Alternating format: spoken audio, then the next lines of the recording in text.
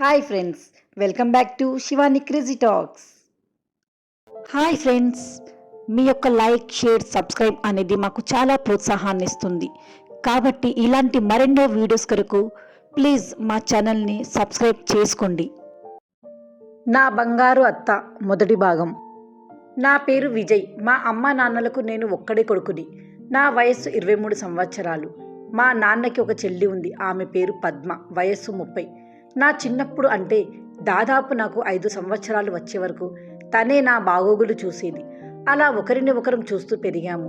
తర్వాత ఆమెకి పెళ్ళైపోయింది. మా మామయ్యది హైదరాబాద్లో జాబ్. అత్త అక్కడికి వెళ్ళిన తర్వాత ఎప్పుడో చూడ్డం తప్ప రెగ్యులర్గా కలిసింది లేదు. కానీ ఇప్పుడు నేను హైదరాబాద్ కాలేజ్లో జాయిన్ అవ్వడం కోసం వాళ్ళ ఇంటికే వచ్చాను. నేను ఇంటి లోపలికి రాగానే నన్ను చూసి ఆప్యాయంగా కౌగిలించుకుంది అత్త. హాల్లో కూర్చొని ఇద్దరం కబుర్లు. కాసేపటికి నాకు ఒక గది చూపించి నా సామాన్లు అందులో సర్దుకోమంది. అత్తతో కబుర్లు చెబుతున్నప్పుడు ఒక విషయం గమనించాను.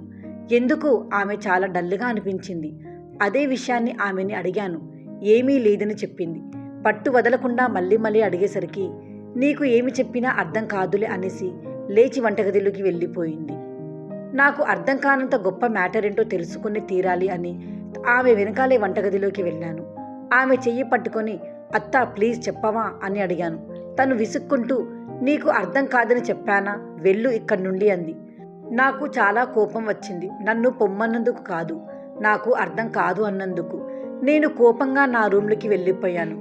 అత్త నా రూమ్లోకి వచ్చి నవ్వుకుంటూ అయితే పెద్దవాడివి అయిపోయావన్నమాట అని అంది. నేను కోపంగా అవును అని చెప్పాను. అత్త నన్ను అదోలా చూసి నవ్వుతూ నా బుగ్గ మీద ముద్దు పెట్టి సమయం వచ్చినప్పుడు చెబుతాను, సరేనా, వెళ్ళి హాల్లో టీవీ చూసుకో అని అంది.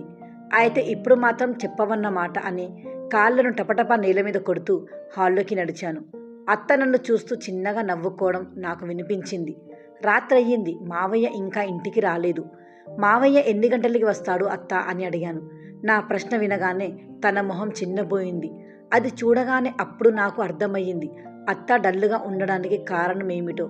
మావయ్య రాని చెప్తా ఆయన సంగతి అని కోపంగా అన్నాను. అంతలో అత్త ఉండి పోనీలే, ఆయన పనిలో ఆయనని ఉండనివ్వు, నువ్వు వచ్చావు కదా, ఇక నాకు ఎలాంటి దిగులు లేదు అంది. పాపం అత్త. తనను చూస్తే జాలేసింది. దగ్గరికి లాక్కుని మా బుజ్జి అత్తయ్య అంటూ బుగ్గ మీద ముద్దు పెట్టాను.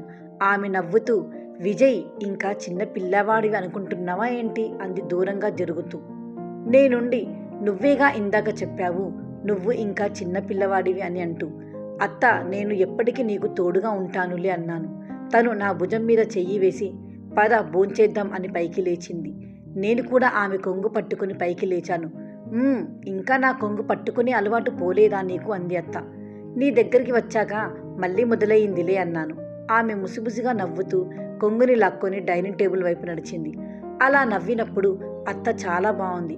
ఇక ఆమెని ఎప్పుడు నవ్విస్తూ ఉండాలని డిసైడ్ అయ్యాను. వెళ్ళి డైనింగ్ టేబుల్ చైర్లో కూర్చున్నాము. అత్త కంచంలో అన్నం వడ్డించి తిను అంది. నేను తినను అన్నట్టుగా అడ్డంగా తల ఊపాను. అదేంటి, నీకు ఇష్టమైన కర్రీ చేశాను కదా అంది ఆశ్చర్యంగా. నేనుండి చిన్నప్పుడు నువ్వే తినిపించేదానివిగా అన్నాను. అవును, అది చిన్నప్పుడు అంది. ఇప్పుడు కూడా నువ్వు తినిపిస్తేనే తింటాను అని అన్నాను. మొండివాడివి అని విసుక్కుంటూ ముద్ద కలిపి నోట్లో పెడుతూ తినిపించడం వరకే, మళ్ళీ చిన్నప్పుడు నువ్వే స్నానం చేయించావు, ఇప్పుడు కూడా నువ్వే చేయించు అనుకు అని అంది. నేను సరేలే అత్త అన్నాను.